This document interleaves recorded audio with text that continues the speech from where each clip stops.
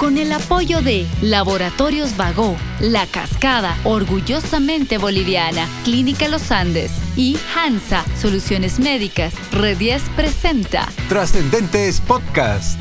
Notables del séptimo arte en Bolivia.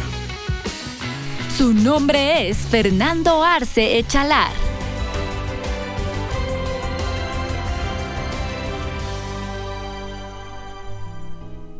Hola, bienvenidos a todos y a todas a este nuevo episodio de esto que es Trascendentes Podcast. Hoy particularmente me siento muy contenta porque tengo a mi lado a un actor de cine, teatro y televisión. Es también director y guionista. Se ha graduado en la Academia Americana de Artes Dramáticas de Nueva York, donde ha vivido aproximadamente 10 años. También ha vivido parte de su infancia y primera juventud en Brasil. En 2012 llega a Bolivia para filmar una película y un año más tarde decide establecerse en la ciudad de La Paz, que es la ciudad que lo ha visto nacer. Desde entonces ha actuado en una decena de largometrajes bolivianos, sin contar con todo lo que ha hecho a nivel de cortos, teatro, etc. Hoy por hoy viene a ser el actor boliviano más premiado del cine. Definitivamente su carrera abre nuevas posibilidades para la cinematografía nacional en un escenario mundial. Así que Fer, bueno, estamos muy contentos de tenerte aquí. ¿Cómo estás? Bien, feliz con el cafecito, doble café. No, súper contento de estar aquí. Gracias por la invitación. Aquí listo para la ametralladora de preguntas, me imagino. A ver, ¿qué vas a preguntar? Muchas preguntas que hemos preparado. No sé si el tiempo nos va a alcanzar para abarcar todo lo que nos encantaría saber sobre ti. Pero bueno, vamos a empezar. Yo quisiera saber cómo estás viviendo, cómo sientes esta etapa en la que esta película Los de Abajo, de Alejandro Quiroga, en la que tú haces el papel protagónico, ha tenido resultados tan lindos y tan importantes para la historia de la cinematografía boliviana. ¿Cómo lo estás viviendo? Feliz, de verdad que, tú sabes, hacer cine en general es bastante complicado y no lo digo como una reclamación para nada, sino lo digo que es un reto tremendo hacer una película porque involucra muchas cosas, ¿no? Y que finalmente puedas sacar la película y que en mi caso seas una parte tan integral de ella, da una cierta responsabilidad también, ¿no? Yo creo que sentía la responsabilidad ya desde el inicio. Y cuando estábamos grabando, me acuerdo que era muy importante para el Ale y para mí generar una sinergia, no solamente con el equipo técnico, pero con los otros actores también, y creo que logramos eso, y creo que eso se ve en la peli. Pasa que yo creo que cuando tienes un papel tan importante en una película, hay una responsabilidad tremenda, ¿no? Seguro. Y era importante para mí que todo el equipo sea una familia, porque la película se trataba de eso, ¿no? Sobre una familia que se está rompiendo, pero una familia sin embargo. Creo con mucha fe de que eso se transporta al momento de rodaje, de grabar, de filmar y después en edición y bla, bla, bla, y se ve en la peli.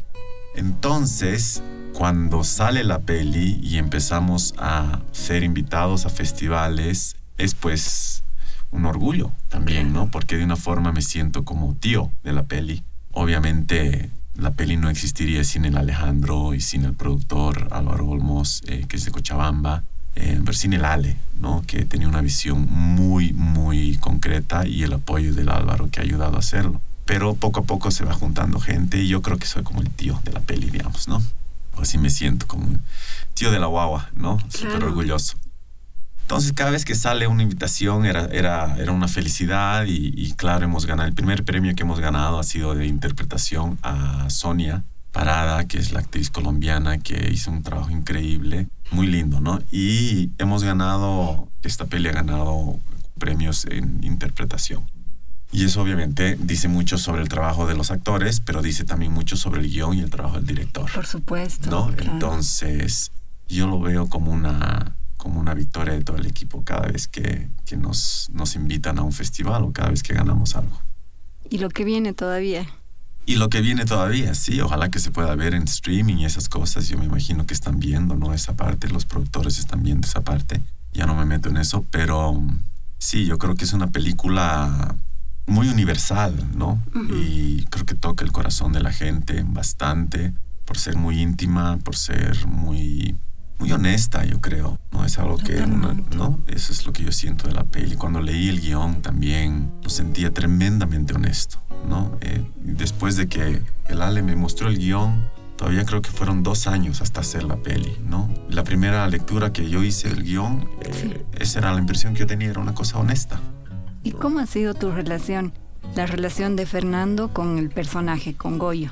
Tenía mucho miedo, la verdad, porque es un personaje muy ajeno en términos físicos, en términos de su carácter posiblemente y más que nada su vivencia, ¿no? Entonces, con Ale trabajamos ya el personaje una vez que ya había la luz verde de filmarla, que eran meses antes de realmente empezar rodaje, ya empezamos a trabajar el personaje. Desde el acento, a entender cómo iba a ser su acento, porque no es un acento tarijeño. Pasamos por muchos acentos. Era muy detallista Ale, y yo también soy bien fregado en ese sentido. O sea, yo me acuerdo que le pedí a Ale, mándame entrevistas de gente, ¿verdad?, que vos creas que tienen más o menos el acento de esta persona, ¿no? Y el tema era que no sabíamos, ¿no? Porque el acento tarijeño es muy, muy característico, pero se puede hacer muy superficial siempre, ¿no? Y no queríamos eso, obviamente, porque se iba a volver una cosa una comedia barata casi, ¿no? Claro. Entonces, un día el Ale me manda un audio. Yo le pido, mándame un audio con algunos de los textos como vos hablas, porque vos ya tienes un acento más neutral y vamos por ahí. Y él me mandó todos los textos. Absolutamente todos los que yo decía, los grabó. Y dije, a la chingada. Ya. Ahí entendí con quién estaba realmente trabajando, ¿no? Y entonces fue texto por texto ir encontrando, y encontramos un acento propio, suyo, de este personaje. Le pedí a Ale después de ir a Tarija, ir a este pueblito Rosillas las 2 semanas antes para entender el lugar, para entender un poco a su familia también, porque es basado en su familia. Claro. Y encontré a su tío, que también es fuente de inspiración un poquito a la historia, y dije, pucha, creo que es este. Y le hablé a Ale y me dijo, es él, ¿no? O es parte de él. Su tío es un campesino, falleció ya infelizmente, pero tenía las manos que te podía, ¿no? Descuartizar si quería, ¿no? Porque realmente era una fuerza. Era muy fuerte, pero era muy gentil al mismo tiempo. Se notaba que había una gentileza olvidada dentro de ese cuerpo, ¿no? Y fue por ahí que yo empecé a tratar de encontrar una fortaleza, ¿no?, que está resguardando una gentileza que se va a derrumbar. Entonces, ese fue el trabajo. Fer, vamos retrocediendo a lo largo de tu vida. No sé si nos puedes contar un poquito cómo se da esto de tu doble nacionalidad. Bueno, yo nací en La Paz, me fui al Brasil cuando era bien chiquito. Mi mamá se casó una segunda vez con un brasilero. Y yo viví en el Brasil desde mis 10 años de edad. Entonces, toda mi adolescencia, mi preadolescencia, mi adolescencia la viví ahí. Después me fui a Estados Unidos a estudiar ingeniería, después teatro, y volví al Brasil. Pero yo era bastante brasilero, o sea, con 20 años ya había vivido más en el Brasil. ¿En qué parte? En Río de Janeiro. Ajá. Y nada, eventualmente aplicamos para la nacionalidad brasileña y salió, y qué bien. Claro, o sea, por supuesto. Qué lindo bienvenido. tener un pasaporte brasilero también, y no, pero a ver, yo siempre me preguntan cómo te sientes, qué te sientes más, y yo le digo, bueno, preguntarle a la gente que vive conmigo, porque yo no sé lo que es un brasilero, qué es un boliviano, qué es. Nunca me he puesto a tratar de ser algo. De encasillarte, ¿no? Sí, no me gusta. No me siento, a veces no me siento parte de nada, ¿no? Y eso para mí es bueno, y a veces es un poquito complicado, porque de verdad que sientes que no eres parte de un grupo, ¿no? Y el ser humano en general necesita ser parte de grupo.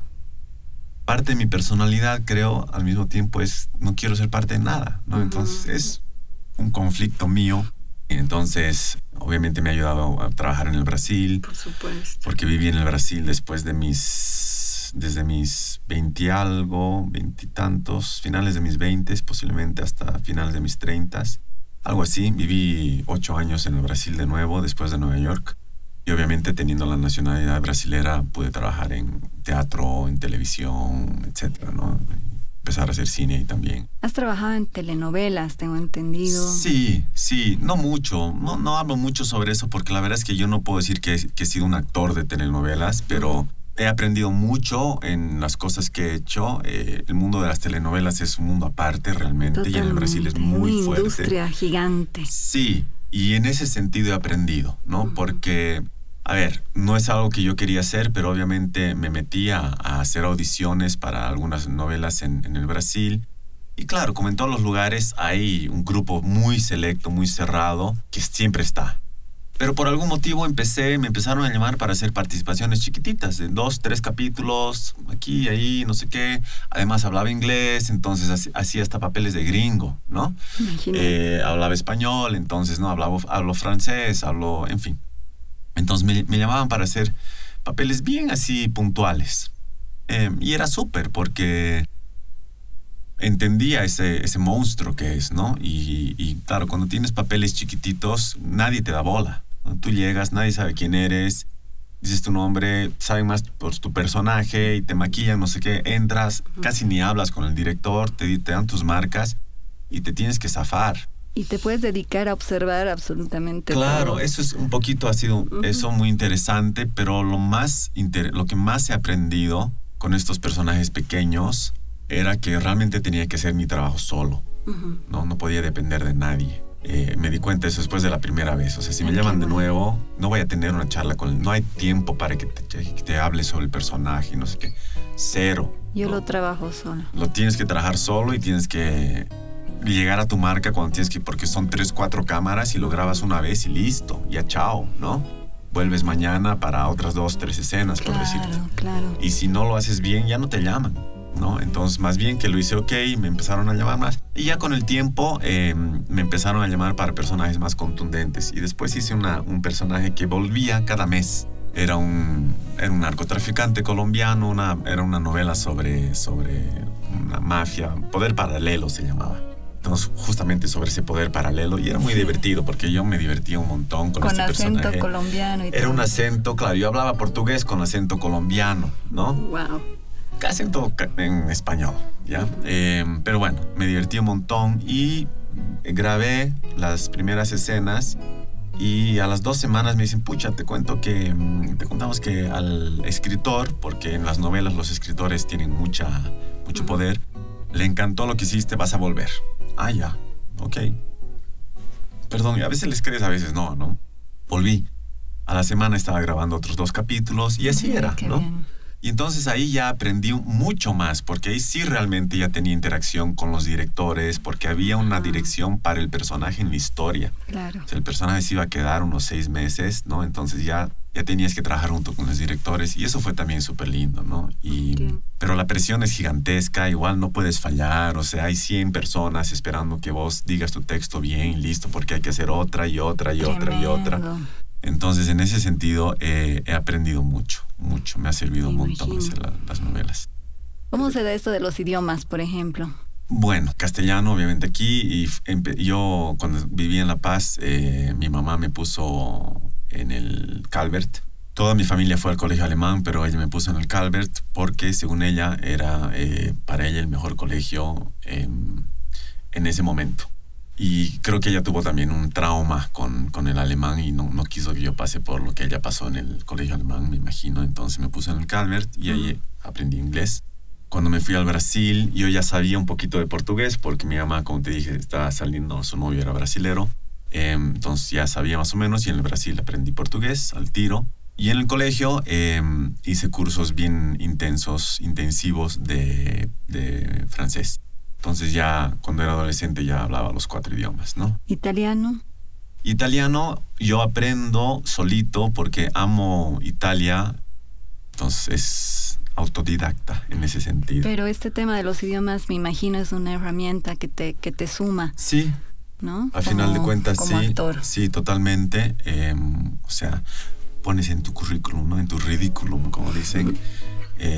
Hablo francés, hablo italiano, puedo hacer acento italiano, acento francés. Y aunque no creas, a veces seguro, eso es re importante. Sí. ¿Te ha tocado hacer hasta donde yo sé, 2 papeles relacionados al fútbol. El de Muralla y el de Fuertes. Sí, ¿verdad? También hemos estado investigando que te gustan los deportes.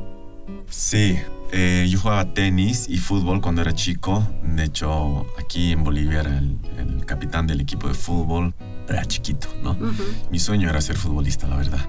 Mira. Como de muchos niños, me imagino, pero realmente quería ser futbolista. Bueno, me fui al Brasil y ahí me di cuenta que, claro, aquí era bueno, allá era uno de muchos. Tuve un problema en mi columna cuando era adolescente, entonces ya no podía hacer deportes durante 2 años. Sí jugaba tenis también desde mis épocas de aquí, de niño de acá, y me dediqué más al tenis que al fútbol. Cuando fui a la universidad en Estados Unidos, empecé a jugar con los del equipo de la universidad, de tenis, en fin, bla, bla, bla. O sea, el deporte siempre ha estado en mi vida. Mi papá es atleta, es corredor, fondista. Él empezó a correr con 30 años de edad y es un orgullo saber que logró ser campeón panamericano, en fin. Yo me acuerdo, él tenía 2 habitaciones llenas de trofeos. De medallas, ¿no? O sea, sí. Medallas y trofeos, o sea, sudamericanos, Qué lindo. panamericanos, o sea, sí, realmente. Y eso que empezó tarde, ¿no? Y yo, por coincidencias de la vida, empecé a correr también, a los 30 y poco. Ajá. Y me metí al atletismo y empecé a competir también, bueno, hasta que mi columna dijo, tranquis, Hasta ¿no? ahí. Ujú.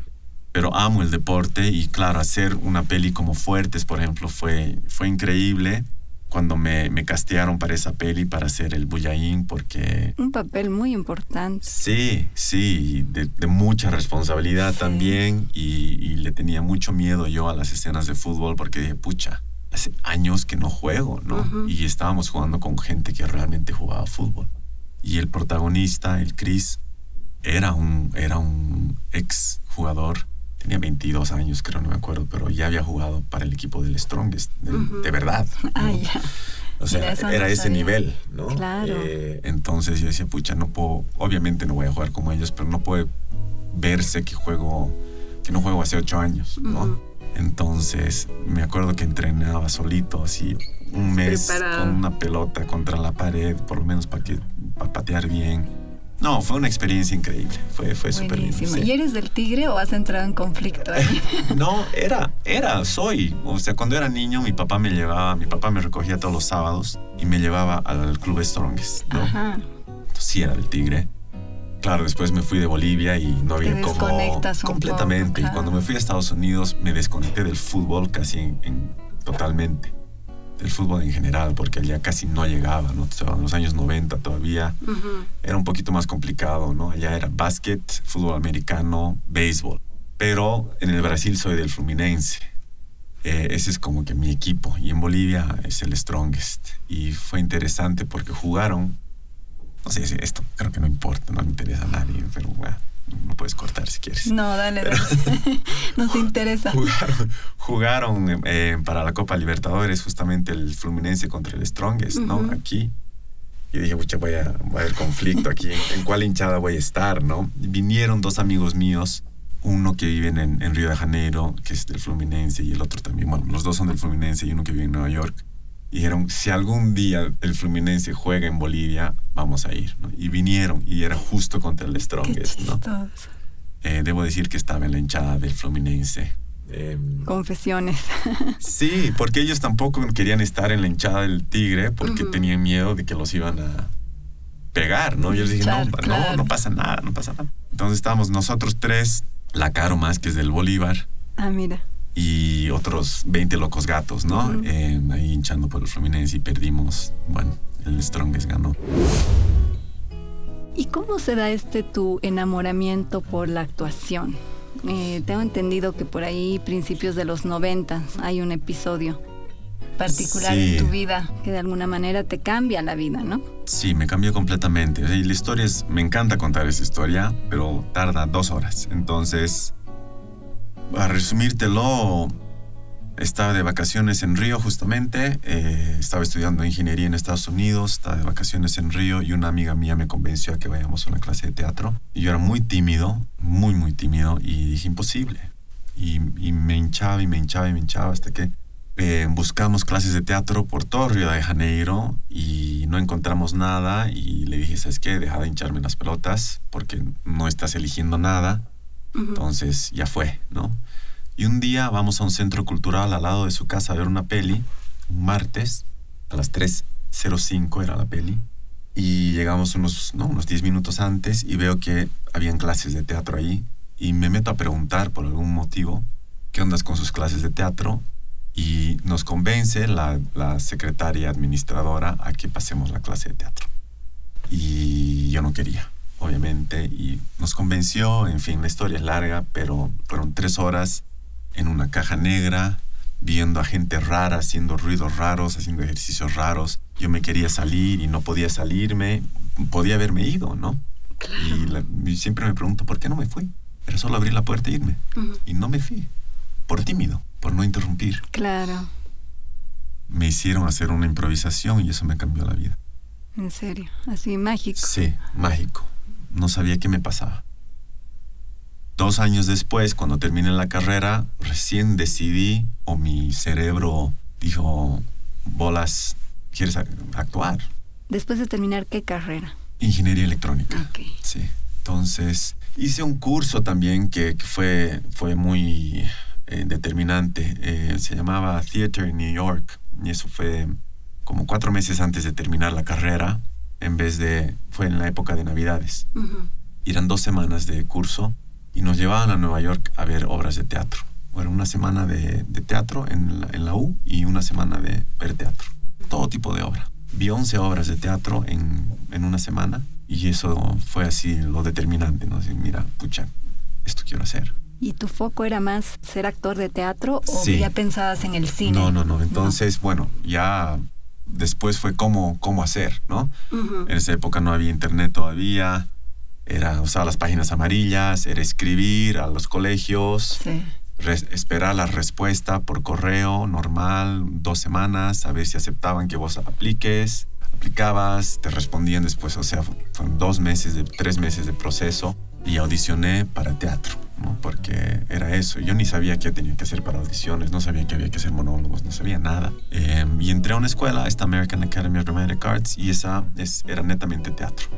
¿Y cómo se da lo del cine después? Una amiga mía que unos 2 años después de salir de la American Academy, tenía una amiga que estudiaba cine en Nueva York y ella me pidió que yo esté en sus cortos. Yo le dije, no, ni cagando, no me gusta el cine. Ah, ¿no te gusta? No me interesaba, me parecía que el cine era un snob del teatro, ¿no? Ajá. Tontamente.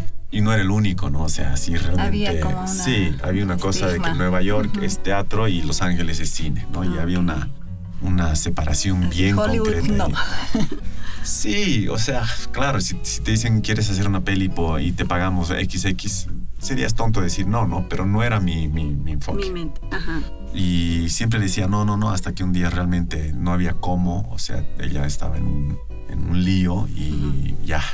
Para hacerle el favor. A manera de hacerle el favor. Y dije, mira vos, qué interesante esto, ¿no? Puta.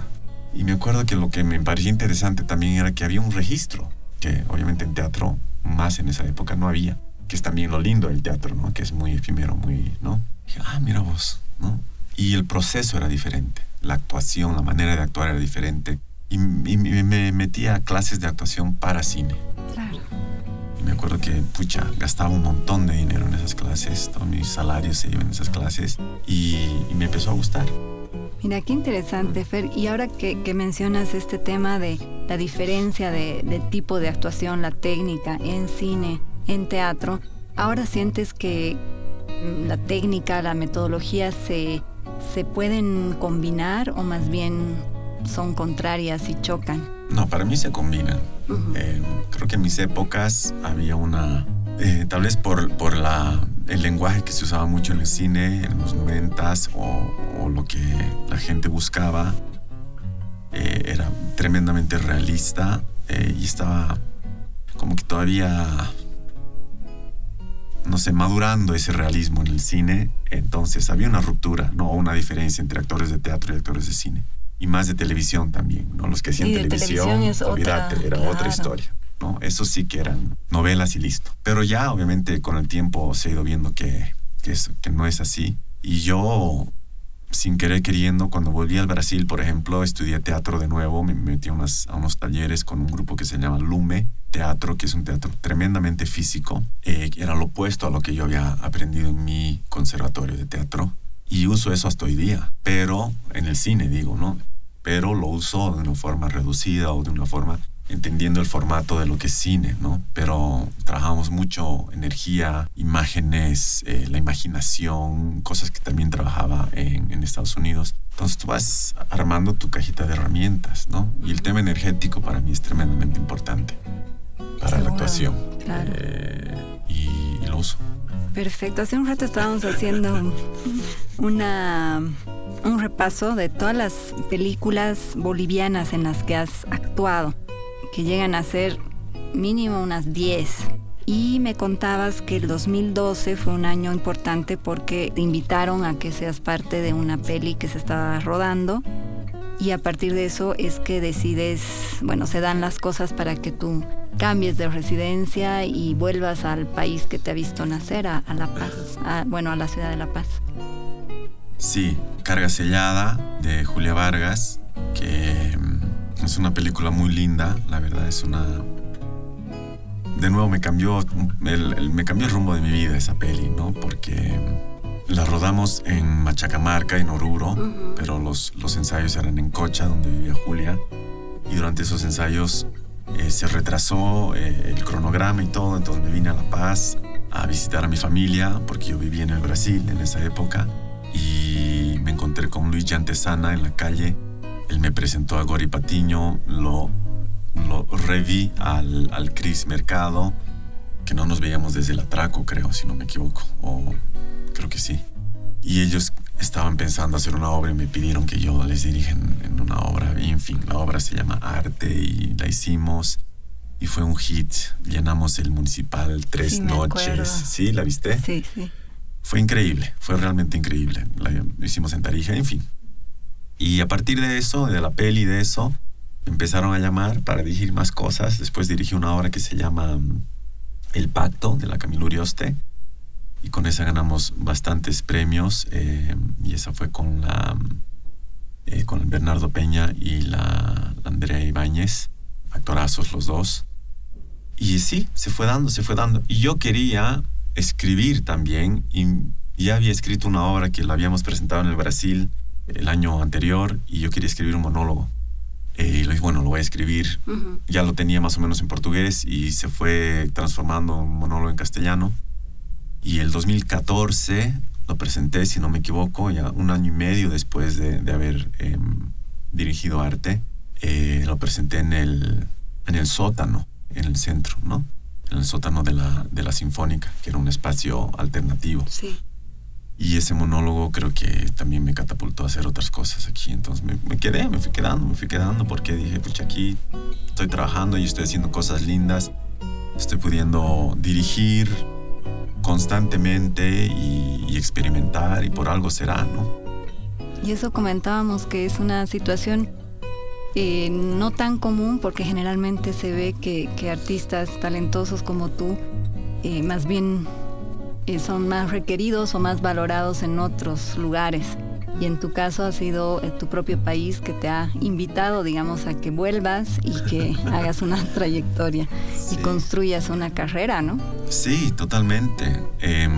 Yo me estaba yendo bastante bien en el Brasil, pero las oportunidades se fueron dando aquí una tras otra, ¿no? Y fue una decisión complicada quedarme. No fue fácil. Seguro. Pero hay que hacerlo mejor, ¿no? O sea, tienes que sacarle el jugo cuando decides algo, y logré hacerlo, ¿no? O sea, también me puse a buscar muchas cosas, a hablar con gente, a trabajar con diferentes artistas, actores.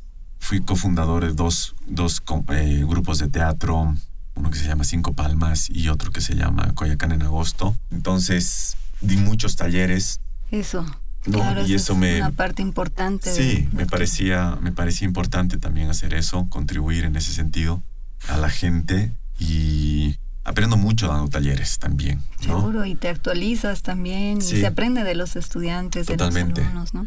Yo hablando de deportes, o ya no hablando de deportes, pero si me permites, no sé Adelante, si es claro. interesante. Pero bueno, en Nueva York, cuando vivía allá, era una vida muy corrida, muy intensa. Una década, ¿no? Fueron 10 años, entonces 3 años de estudio, porque era realmente estudio muy intenso. Y después, los siguientes años de buscar laburo también intensamente y de pelearme con el teatro y decir, no, Hasta creo que esto no aquí. es para mí, la verdad. Porque las escuelas en general te enseñan el oficio, ¿no? Pero no te enseñan y no pueden enseñarte la vida real, porque la vida real te enseña la vida real. Y ahí es donde aplicas el oficio y entiendes lo que realmente es el oficio. Y después de unos 2, 3 años de estar, pucha, dije, no da, ¿no? Y me metí, y ya me había metido a las artes marciales. Y me metí mucho más, y me volví instructor de artes marciales. Profe, sensei. Y mi sensei me ¿Y decía... de qué disciplina? ¿Karate? Es una disciplina japonesa, se llama Ninpo Taijitsu. Taijitsu quiere decir la manera del cuerpo, ¿no? O sea, es un arte marcial que transita mucho por los movimientos naturales del cuerpo. Mira. Que eventualmente me ayudó mucho con el teatro, ¿no? Seguro, claro. Pero como yo me volví profesor, mi sensei me decía, una de las cosas que tienes que aprender como profesor es a pedir que te hagan preguntas, ¿no? Y eso es realmente, creo que los profesores en general, a lo que le tienen más miedo es abrirse para las preguntas, ¿no? Entonces yo siempre pido que me hagan preguntas y siempre aprendo con eso, porque son un reto. Por supuesto. Y yo tengo conciencia de que no tengo todas las respuestas, ¿no? Entonces, trato de responder dentro de lo que sé. Y si no tengo una respuesta, pucha, me voy a meter a pensar sobre eso, pues, ¿no? Harto tiempo hasta poder tener una respuesta. Y tal vez le escribo al alumno o a la alumna 6 meses después, ¿te acuerdas que me has preguntado esto? Creo que es esto, ¿no? Te has estado Entonces, trabajando. sí, me ayuda a mí también a crecer, ¿no? A eso Por me llevo, supuesto. ¿no? Y eso es gracias a las artes marciales. Mira, Y a mi sensei, buenísimo. Jean-Pierre. Así que has sido sensei también. Sí, de artes marciales, sí. Ahora, volviendo un poquito al tema de las pelis, antes de este capítulo que se da con Julia Vargas, ya había rodado dos películas en Bolivia. Una con Marcos Loaiza, El corazón de Jesús, y la otra con Paolo Agassi, El atraco. Y más allá de estos dos grandes directores, tú has trabajado con realmente los mejores de la historia, ¿no? O sea, desde Jorge Sanginés hasta Gori Patiño, pasando por Juan Pablo Richter, El Ale Quiroga también. el Ali ahora. Quiroga, Ujú. Julia Vargas, Agassi, Loaiza, etcétera. ¿Qué has aprendido de cada uno de estos personajes? Es amplia la pregunta, pero así tal vez una cosita de cada uno. A lo que me viene del Marcos, porque con Marcos fue muy rápido, fueron 3 días, creo, de rodaje, 4 días. Ujú, Yo viviendo en el corazón de Jesús. En el corazón de Jesús. Y yo he aprendido su gentileza con los actores. Era muy gentil y era bastante delicado. Cómo hablaba y cómo te permitía jugar eso. De Y él Paolo. era gentil en set. Paolo, su pasión por el cine, su conocimiento por todo, o sea, la tenía clara él, ¿no? Era muy pasional en set, era lo opuesto. O sea, a ver, el Marcos también tiene pasión por el cine, pero el Paolo es hacia afuera, ¿no? Y el Marcos es más introvertido, Sí, tal claro. vez, sí, es más para adentro. Entonces, eran 2 formas de dirección completamente diferentes, ¿no? Entonces, he aprendido a amar el cine con el Paolo y amar Mira, estar qué en set, lindo. porque fue mi primera experiencia con un personaje contundente en set. Cuando estaba en set, mucho de rodaje. Y yo veía al Paolo como después de 4 semanas él seguía con la misma energía. Eso yo me acuerdo que dije, pucha, si algún día yo dirijo, quiero tener esa energía. Posiblemente no voy a ser como el Paolo, que es para, ¿no? Pero esa vitalidad que él tenía. Mira, qué lindo. Y has tenido además oportunidad en El Atraco de compartir créditos con grandes actores del cine peruano, por ejemplo, ¿no? Sí, con Diego Berti, que infelizmente ya no está con nosotros, con El Salvador del Solar, y claro, yo los miraba y aprendía mucho, ¿no? Veía lo que hacían y después veía el resultado en la pantalla y mira, ¿no? Qué interesante, ¿no? Lo mismo que hacía con las novelas, ¿no? Y después con Julia, Julia, he aprendido la pasión por la historia, la generosidad. La Julia se volvió una amiga, hermana mía, ¿no? O sea, ya trascendió nuestra relación. Éramos casi confidentes, casi no éramos confidentes uno del otro, entonces la pasión por la vida en general y a través del cine, ¿no? De esta peli que hicimos. Y yo me acuerdo que teníamos charlas extensas con Julia sobre la vida fuera de set. Bueno, con Juanpi Richter, el detalle, la importancia de la historia y la simplicidad. Él es una persona que es súper tranquilo en set, sabe lo que quiere, no hace cosas... Filma lo justo y aprendí con él así. Claro, como él es editor también, me imagino que él piensa lo que necesita, ¿no? Claro. Y no desgasta a la gente, no emocionalmente es tremendamente estable para un director o para una persona que tiene tanta responsabilidad. Entonces... Y siendo bastante joven, ¿no? Y es un chango, ¿no? Y de mucho conocimiento sobre cine, pero muy maduro en set, muy maduro en set. Mira, y con él has hecho 2 pelis. Sí, El Río, que fue increíble, un reto increíble, y 98 segundos sin sombra. Después, con Jorge Sanginés, su pasión por hablar sobre la injusticia y su manera de ver la vida. De nuevo, creo que un poquito con él, como con Julia, hablábamos mucho más sobre la vida que sobre la peli. Sí, te daba pie a eso. Sí, era muy abierto, o sea, salías a almorzar con él y hablabas sobre la vida. Buenísimo. Y la tenía clara, o sea, tenía clara lo que quería, los planos que quería, ya tenía la peli en su cabeza, era increíble. Entonces yo me fijaba mucho eso, o sea, una persona que sabe lo que quiere. Es así, es así, y es así, y eso es. Su conocimiento por la historia, en fin. ¿Y quién más falta? El Ale Quiroga. Sí, el Ale... ¿Qué nos puedes decir de esta experiencia con el Ale, que es su ópera prima, su ¿no? ópera prima. El Ale es como mi hermano. Nos hemos vuelto hermanos, creo. Es, creo, más difícil hablar sobre el Ale porque seguimos viviendo esto juntos, ¿no? Esta historia, sí. ¿no? Y va a tardar, yo creo. Pero además somos muy buenos amigos. Tal vez pensando más en el set, en el rodaje en sí. Sí. Él tiene una visión, como es, me imagino que es porque es director de foto, tiene una visión de cómo contar la historia con imágenes que es sorprendente, ¿no? Entonces me intriga mucho y he aprendido mucho cómo él realmente trata de contar la historia con imágenes, ¿no? Sin mucho texto.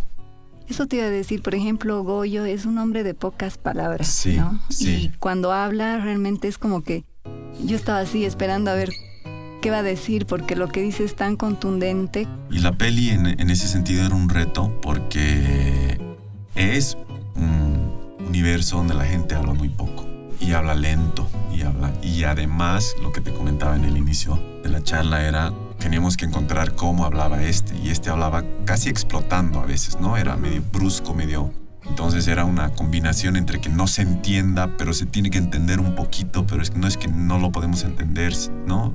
Todo el rato hay que entender, entonces estábamos siempre jugando en esa frontera, pero contaba mucho de la historia con imágenes y ese es su pedo, ¿no? Ahorita por lo menos, ¿no? Y hablamos mucho sobre eso. Yo escribo y como yo vengo del teatro, los guiones que escribo tienen harto texto, entonces mi reto es ir reduciéndolos. Y él siempre me dice eso, puta, hay mucho texto, ¿no? Y yo le digo a veces, pero estos hablan, ¿no? Y él está enamorado del poco texto. Interesante. Entonces eso. Y tiene un sentido de humor muy particular él también, que creo que en eso también compartimos, somos muy irónicos, ¿no? Sarcásticos los dos y creo que por eso nos llevamos bien.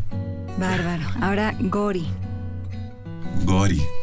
Gory es bien parecido a mí porque he estudiado en Estados Unidos y lo que aprendí de él en set era a confiar en los actores.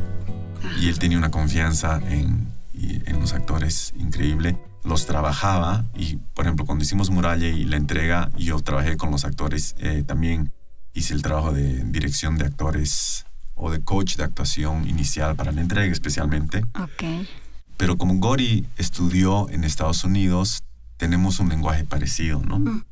Y él me dejaba, ser, ¿no? O sea, después de los primeros 2 días en set, claro, había marcas y había el texto y todo, pero casi nunca hablábamos exactamente cómo iba a ser la escena.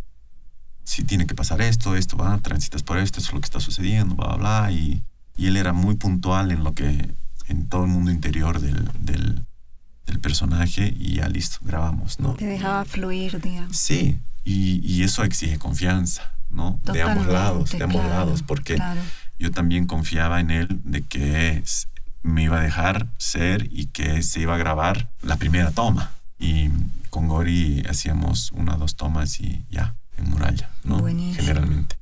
Eso, la confianza. Y era interesante también Gory, nunca lo veía con notas, ¿no? Está todo en su cabeza. Pero yo dije, pucha, ¿cómo? Y en ese sentido es un genio, porque no es que filmas cronológicamente, nada, ¿no? Pero él sabía exactamente lo que iba a filmar cada día. Se inspiraba mucho en la locación también, entonces he aprendido eso de él, que la locación te dice mucho cómo vas a filmar. Uh-huh. Y hay esta otra peli de Fernando Martínez con la productora que ha movido casi todo, Viviana Saavedra, de Cuando los hombres se quedan solos. Sí. ¿Cómo ha sido esa experiencia como actor y de frente, de cara a los directores o a la gente que estaba a cargo de la peli? Esa fue bien interesante porque era un personaje que... Bueno, el personaje principal es una niña, ¿no? Entonces, mi personaje era el papá de esta niña. Bueno, tenían 2 hijos y era un reto trabajar con niños, ¿no? La Muya tenía, creo, 10 años en esa época, no me acuerdo. Era bien madura para su edad, pero el otro niño se aburría al tiro, ¿no? Entonces, era pues un reto, o sea, trabajar con ellos y estar también un poquito a disposición de su humor. Pero el Fer, el director, trabajaba muy bien con ellos. O sea, como él se metió a ese mundo. Todo un reto, realmente. Sí, yo dije, estás haciendo lo que todo el mundo dice que no hagas, ¿no? Claro. No trabajes con niños, ni con animales, ¿no? Ni 2 niños, ¿no? Y los protagónicos. Era interesante cómo él hablaba con ellos, ¿no? O sea, cómo él se transformaba para poder llegar a ellos. O sea, hacía realmente un esfuerzo para que ellos entiendan cómo él quería que ellos actúen, entre comillas, ¿no? Y no estaban, ¿no? Ahí ha habido, yo creo, un aprendizaje con el Fer, ¿no? Además de su conocimiento sobre el cine y bla, bla, bla, y todo eso, pero... Y era una historia bastante fuerte y bastante personal. Yo creo que había una pasión por la historia como la que tiene Ale con Los de Abajo, o sea, por la historia, ¿no? Sí.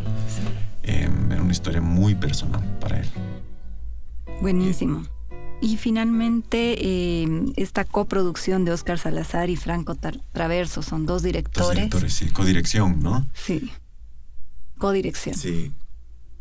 Yo creo que tal vez lo que rescato es la pasión también por hacer audiovisual, por contar la historia. Había un liderazgo fuertísimo por parte del Óscar en set. Creo que mucho de lo que se ha logrado en set es gracias a él, gracias a su pasión. Los 2 han escrito personajes y escenas muy contundentes, ¿no? Bien, o sea, meter una historia de amor en este tema de la guerra no es fácil, ¿no? Y yo me acuerdo cuando el Óscar ellos me contrataron para ser director de casting. Entonces, cuando él me contó la historia, me dije, buenísimo, me pasas el guión, y me dice, no tengo guión. ¿Cómo? Pero te la voy a contar. Ya. Y me contó, y tuve una sesión de él de horas, y me contó escena por escena y plano por plano. ¿Cuántas horas hace? No me acuerdo, 2, 3 horas, no me acuerdo. O sea, fue gigantesca la sesión, ¿no? Claro. Y así me convenció a ser director de casting, la tenía clarísima. Y eso yo nunca he visto, o sea, que el director sepa escena por escena, plano por plano, cómo iba a ser. En su cabeza todo. En su cabeza todo. Después escribió el guión técnico, el guión, y después el guión literario, es el guión, porque dije, bueno, hermano, tu equipo tiene que saber cómo va la peli, Te ¿no? tienes que entregar algo. Y fue muy gracioso, fue un proceso lindo, pero era increíble eso. La tenía clara y se notaba eso en set. Y eso se nota cuando el director sabe las escenas que quiere filmar, las tomas que necesita para contar su historia. Y él era un líder en set, realmente. Era una energía brutal. Era increíble. Si te das cuenta, has tenido pues la oportunidad de, a través de tu rol de actor, aprender y absorber todas estas cosas que me estás contando. Y tengo entendido que tú tienes el plan, el deseo, la inquietud de ser director de cine también. ¿Cómo va eso? Y contanos. Va. No, va bien. Estoy dirigiendo cortometrajes. Estoy haciendo eso porque creo que necesito aprender haciendo también. O sea, he tenido maestros, como puedes ver, maestras. Me hubiera gustado ser dirigido por más mujeres, la verdad, y es una cosa que yo le pido al universo que me haga encontrar a directoras pronto, que me dirijan. ¿Por qué? Yo creo que es otro filtro. Es otro filtro nada más, es un filtro diferente. O sea, mira, de todos los trabajos que he hecho, hay una directora. Sí. Y eso no puede ser, sí. ¿no? Entonces hay un tema ahí, obviamente,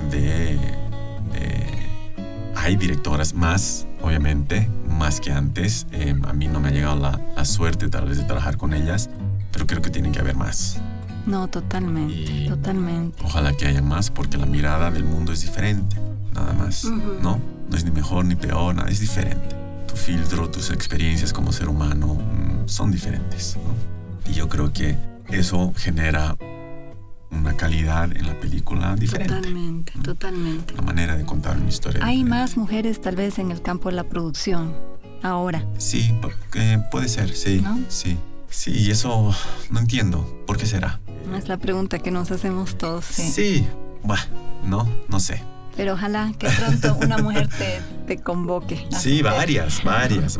Pero bueno, sí, entonces, pero para responder tu pregunta, sí, trato de acordarme de las cosas que he aprendido con los que hemos mencionado, ¿no? Me gusta mucho trabajar con actores por ser actor.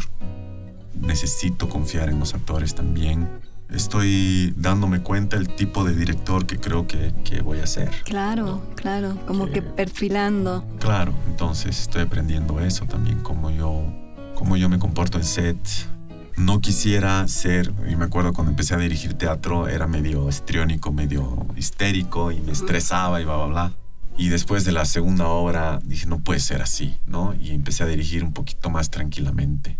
Y dije, va por aquí la cosa, ¿no? Claro que te estresas. Claro que hay días que puteas a todo el mundo, pero en general, o sea, soy mucho más tranquilo que antes. Claro, es un proceso de maduración también. También, ¿no? De entender que el proceso tiene su tiempo y bla, y de saber en qué momento tienes que empujar la cosa y en qué momento tienes que, ¿no? Y cada proyecto te habla también, ¿no? Te conversa.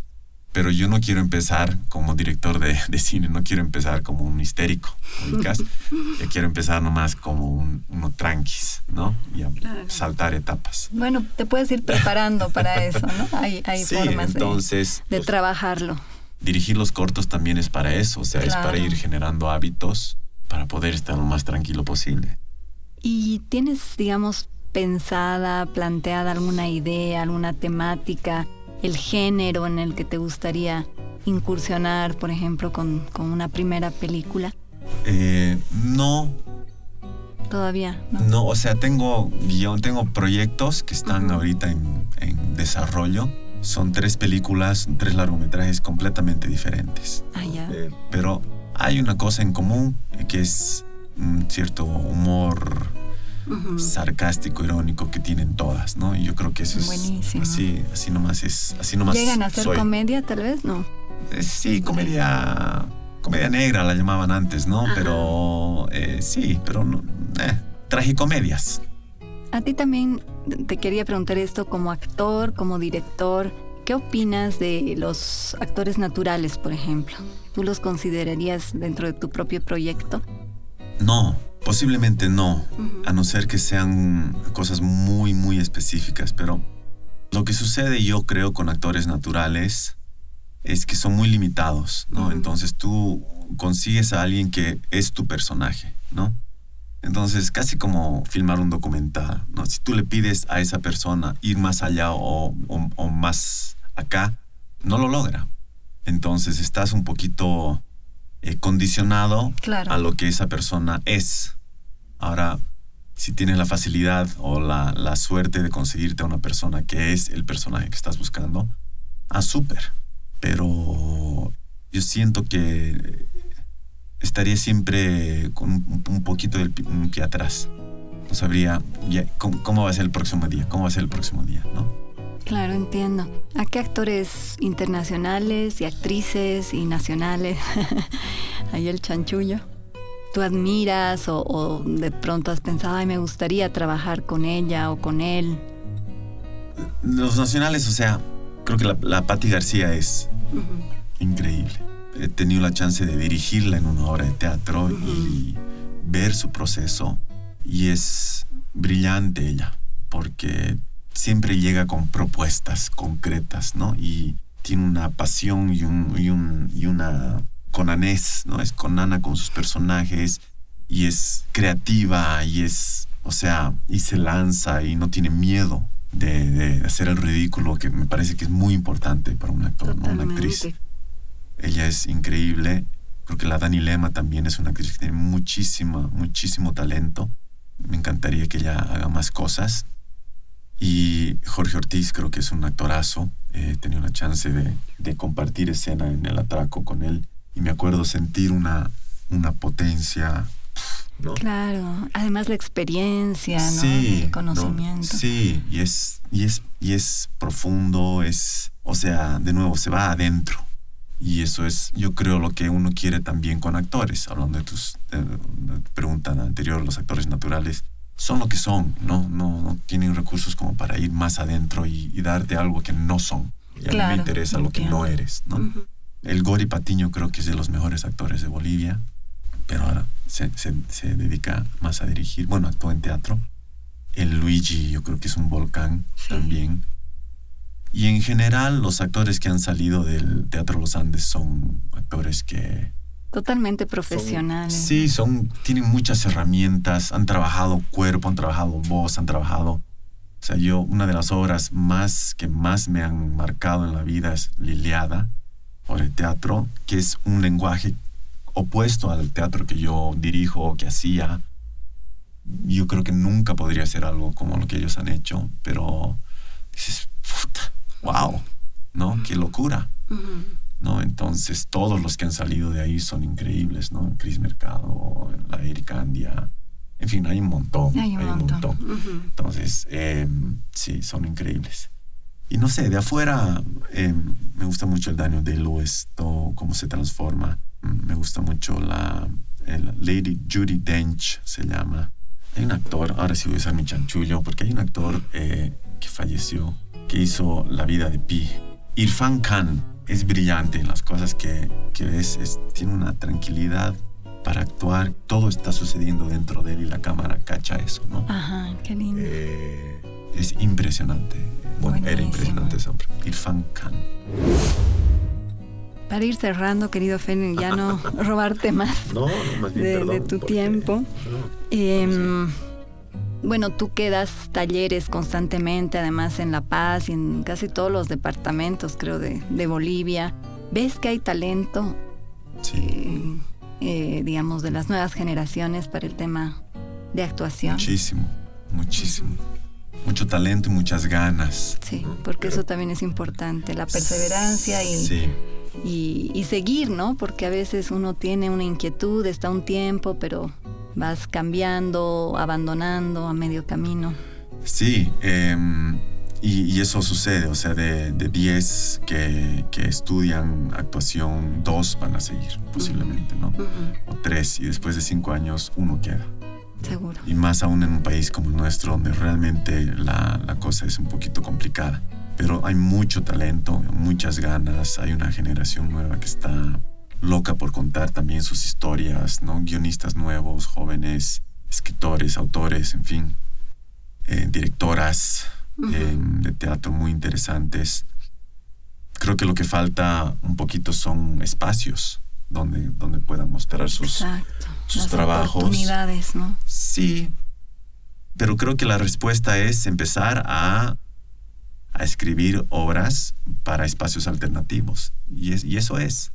Si no, nos quedamos esperando tener una obra en un espacio convencional y que te acepten, bla, bla, o una convocatoria, cuando salen convocatorias. Pueden pasar, ¿no? Años y años. Sí, entonces, y eso frustra, ¿no? Entonces creo que la salida es empezar a invadir los espacios alternativos, ¿no? Yo he dirigido obras en espacios alternativos y me encanta. Y va por ahí. Bárbaro. Y finalmente, así como tips, consejos prácticos para jóvenes que están en este proceso de aprendizaje y de preparación para llegar a ser actores y actrices. Así 3, digamos, que consideres que son importantes. Estudiar. Aquí en Bolivia meterse a todos los talleres que puedas, porque es lo que hay. Hay una escuela de teatro, nada más. Leer obras de teatro.